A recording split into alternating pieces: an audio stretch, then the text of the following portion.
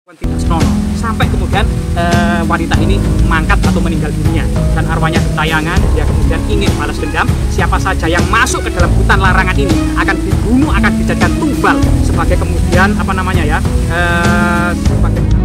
yang sebenarnya memiliki bisa 10 kali lipat bisa kekuatan bisanya, lebih hebat dan lebih beracun daripada bisa ular kobra.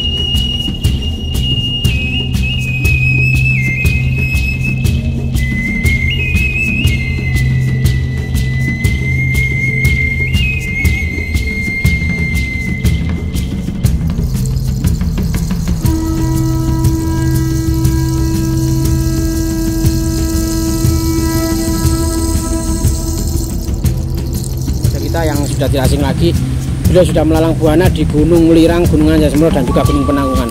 Beliau juga salah satu pecinta eksplor dan juga sejarawan ya. Makanya kita kesini tidak mengundang siapa-siapa. Kita kebetulan ketemu ya, mungkin sudah takdirnya betul-betul dengan spiritual muda kita yang bernama Mas Agung ini ya. Jadi Mas Agung, gini, kemarin kita telah memergoki kejadian yang di luar nalar ya. Ada seorang pemuda yang sudah 3 bulan tidak merasa beliau ini melakukan hubungan yang tidak sewajarnya. Pemuda ini ternyata diam-diam itu melakukan hubungan percintaan di sebuah hutan larangan ini. Konon beliau ternyata awalnya itu dikenal sebagai pemuda yang istilahnya nggak nakal, orangnya penurut, terkenal keluarganya itu menurut. Suatu ketika mencari kayu bakar dan di sela-sela itu ternyata ada yang memanggilnya, dan ternyata kita ikuti, ternyata benar di sebuah gubuk tua ini pemuda ini punya kekasihnya. Nah, tugas saya adalah ingin menolong pemuda ini, dan pemuda ini sudah kita selamatkan kemarin. Sekarang adalah tugas saya membantu mendatangi siapakah sosok wanita itu. Karena ini terkenal di sini dengan keangkerannya, kewengitannya, dan juga dulu katanya ini dulu bekas perkampungan kuno. Entah kuno itu zaman kerajaan atau bagaimana menurut pandangan spiritual panjenengan, Mas Agung. Gimana Mas Agung? Rahayu, rahayu, rahayu.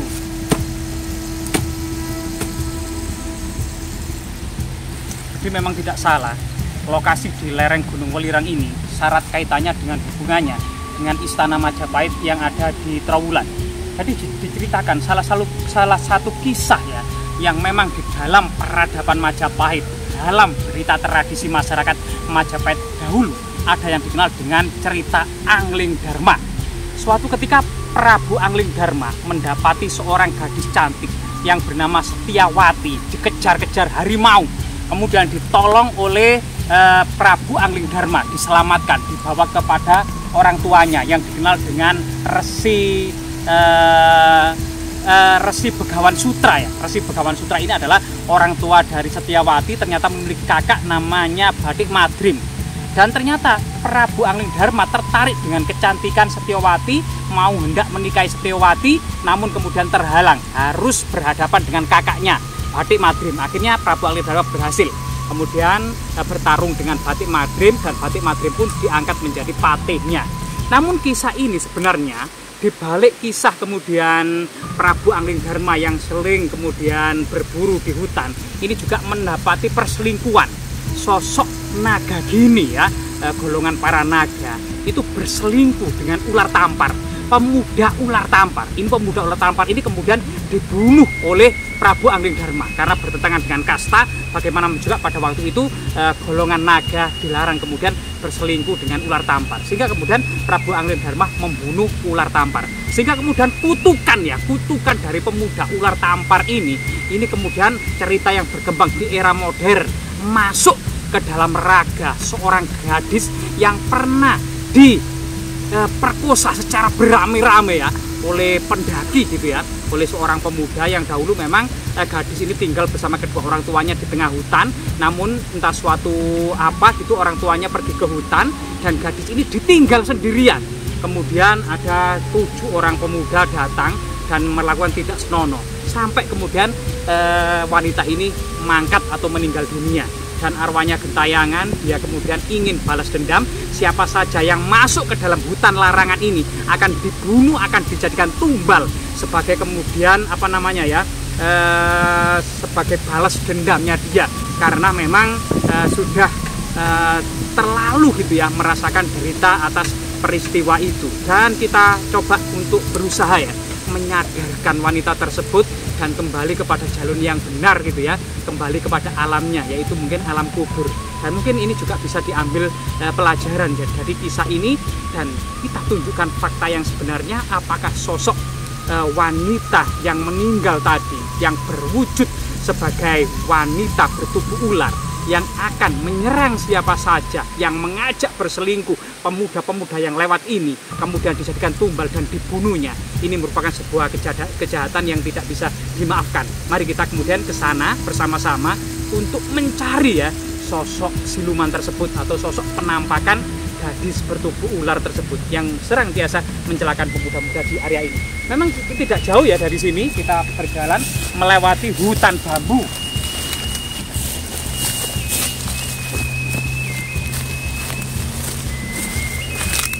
Ya teman-teman, kita mengikuti spiritual muda kita ya.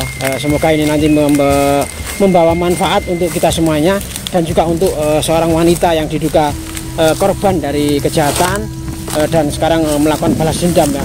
Rohnya itu istilahnya sakit hatinya itu masih dibawa turun-temurun. Padahal ini menurut Mas Agung tadi, ini sebenarnya sudah terjadi ratusan tahun yang lalu pada zaman kisah Anglingdarma seperti itu ya, yang saya tangkap dari teman-teman ya. Oke, kita ikuti perjalanan ini mengikuti sungai teman-teman ya. Ini ada sungai yang gemelinding dan airnya sangat bening sekali teman-teman ya. Mas Agung, tunggu Mas Agung, jangan bantu-bantu Mas Agung. Iya, hati-hati teman. Ya, kita sudah dekat dengan lokasi gubuk tua yang diduga adalah tempat bersemayamnya atau tinggalnya wanita cantik yang bertubuh ular.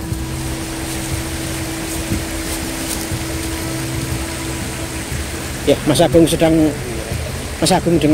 melakukan netralisir atau penerawangan untuk menuju ke lokasi ini biar tidak terjadi hal-hal yang tidak diinginkan ya, terutama untuk tim kameramen sendiri ya teman ya. Jadi kelihatannya sosok wanita bertubuh ular tersebut kelihatannya untuk ya jam-jam segini, matahari tepat berada di atas umbun-umbun, itu kelihatannya berada di dalam gubuk itu. Ya Allah, kan nggak bahaya Kang. Saya takutnya membahayakan ya, kita hati-hati ya, berdoa sesuai dengan agama dan keyakinan masing-masing. Ya, siap. Bismillahirrahmanirrahim. Sallallahu alaihi Muhammad, Allahumma sholli ala sayyidina Muhammad. Ya teman-teman ya, ini meskipun siang hari, tapi auranya itu sangat kental sekali teman-teman. Mistisnya itu masih terbawa sampai ke bulu roma teman-teman ya. Gimana teman-teman, masih merasakan ya? Kenceng-kenceng ya? Ya, semakin dekat semakin Kang. Ya Allah. Ya, Pak gimana, aman ya? Ya Allah. Kurek wangi. Ya Allah, astagfirullahaladzim ya Allah. Mas Agung. Ya Allah. Ya teman-teman ya, Mas Agung sudah mulai mendekati wanita itu ya. Ternyata benar sosok wanita itu ada di depan pintunya teman ya. Di depan pintu ya teman ya. Oh, ular itu. Ya seperti itu teman ya. Jadi kita mendapati ya ekornya itu persis seperti ular hijau ya, ular lowo kalau bahasa masyarakat sekitar ya. Ular yang sebenarnya memiliki bisa 10 kali lipat bisa kekuatan bisanya, lebih hebat dan lebih beracun daripada bisa ular kobra.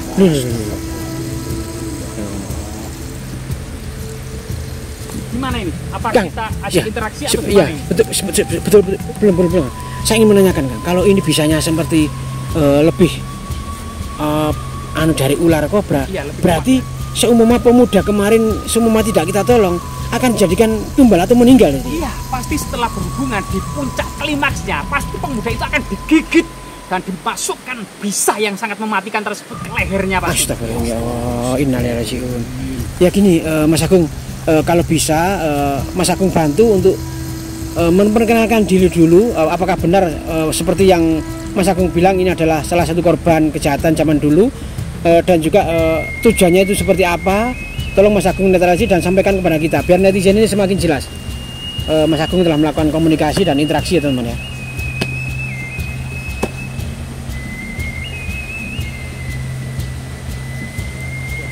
Teman-teman waspada ya, ekornya ini juga sangat berbisa ya kalau terkena.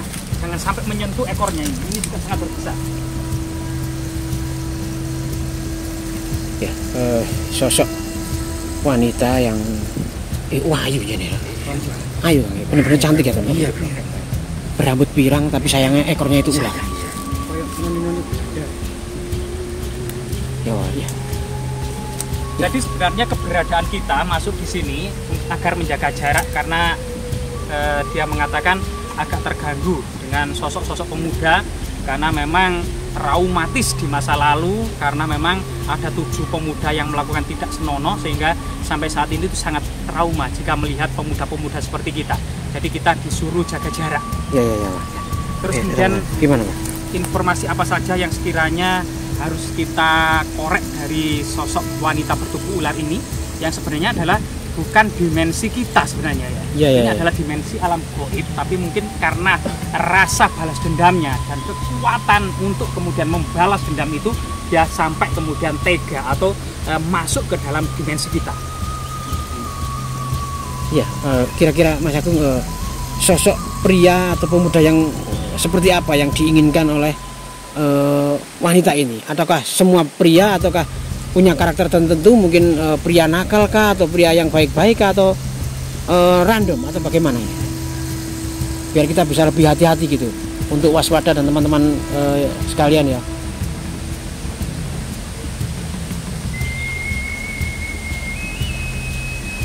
Ngangguk-ngangguk ya. Iya Kang, kelihatannya tuh komunikasi ya cal gak benar aja. Kasih cal gak benar aja. Dia mengatakan sebenarnya hatinya baik ya, dia juga tidak ingin kemudian melakukan tindak keji kepada setiap pemuda. Dia hanya semata-mata ingin bertemu dengan 7 pemuda yang pernah melakukannya dengan dia, itu saja. Namun sampai saat ini belum ketemu. Namun ada sosok-sosok pria yang dianggap itu ya, itu juga secara aura itu memiliki aura seperti 7 pria tadi yang biasanya adalah ciri-cirinya nakal gitu ya, sering mungkin melakukan tindak senonoh gitu ya. Nah itu juga menjadi salah satu korban dari keganasan perempuan bertubuh ular ini. Ya Allah, ternyata seperti itu Iya. Ya. Gimana menurut Mas Agung, kira-kira bisa nggak diminimalis atau diminimalisasi lagi agar tidak terjadi korban-korban yang tidak diinginkan? Mungkin si mbaknya ini mau minta tebusan doa kah atau tebusan tumpengan kah atau apa, kan biar tidak mendapatkan korban yang berjatuhan lagi kan, karena bagaimanapun juga ini adalah sudah menjadi takdir zaman dahulu ya gitu Mbak. Gimana Mbak? Tolong ditanyakan Mbak.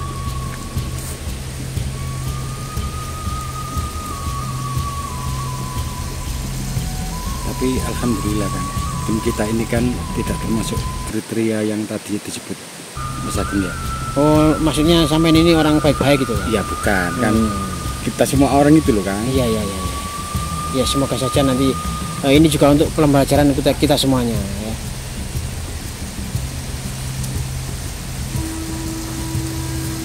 Sebenarnya sakit hatinya itu seakan-akan tidak terobati ya. Dia bahkan ingin mungkin baru bisa tenang jika memang pelakunya itu sudah tewas gitu ya. Harapannya itu. Dan sampai saat ini itu katanya itu baru 1 dari 7 orang itu yang sudah tewas dalam sebuah kecelakaan katanya ya. Yang 6 ini masih kemudian mendapatkan semacam kutukan-kutukan tersebut dari perlakuannya tersebut. Dia menginginkan setelah 6 orang itu tewas, maka dia inginnya semacam bertobat, menyesali segala perbuatannya gitu ya, dan kemungkinan kembali kepada jalur yang normal gitu ya, yang biasa, yaitu masuk ke dalam alam kubur sebagaimana arwah-arwah yang lainnya. Ya gini Mbah, menurut pengalaman yang pernah saya dengar dulu ketika bersama Mbah Jiwo begini, tapi ini bisa diajukan penawarannya, mungkin bisa diterima atau tidak. Begini, untuk mbaknya itu tolong disampaikan, saya akan berjanji ya untuk bisa menangkap pria itu, karena memang sudah satu kan kemarin sudah tewas dan diintegrasi, ternyata itu sempat diselidiki dan memang itu berteman. Jadi insya Allah pihak kepolisian nanti sudah mengantongi nama-namanya, dan saya juga akan berjanji untuk membantu minimal menangkapnya, biar tidak terus melakukan. Jelas pemuda-pemuda ini kalau ketemu orang lain itu mencari anu lagi kan. Ya, betul. Biar kita sampaikan ke pihak kepolisian dan tolong disampaikan, nanti pasti akan dihukum seberat-beratnya.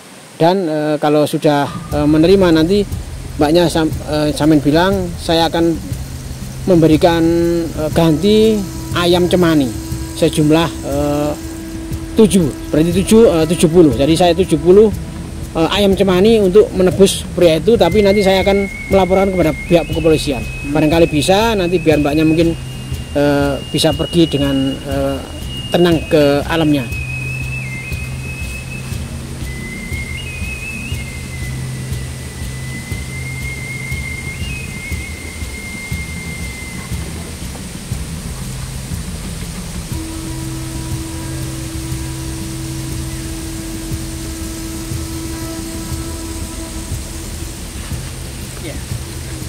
Jadi sebenarnya mbaknya ini juga tidak ingin berlarut-larut.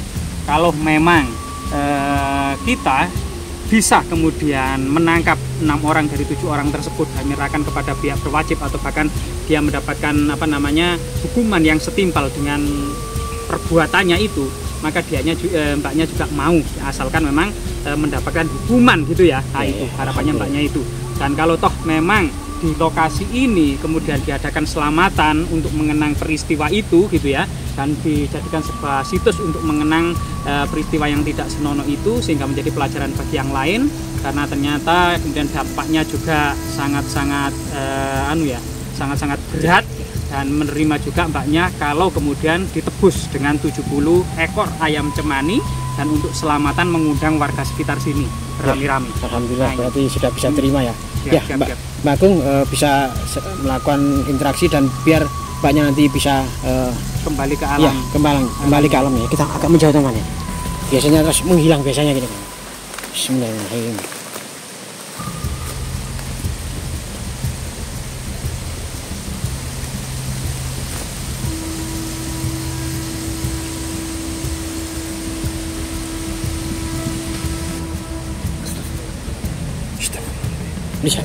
Ya hilang ya Bang. Ya alhamdulillah ya. Sepertinya sudah tidak ada ya teman. Kita tunggu Mas Agung nanti apakah ada pesan-pesan atau sudah pergi dengan ikhlas ya teman-teman.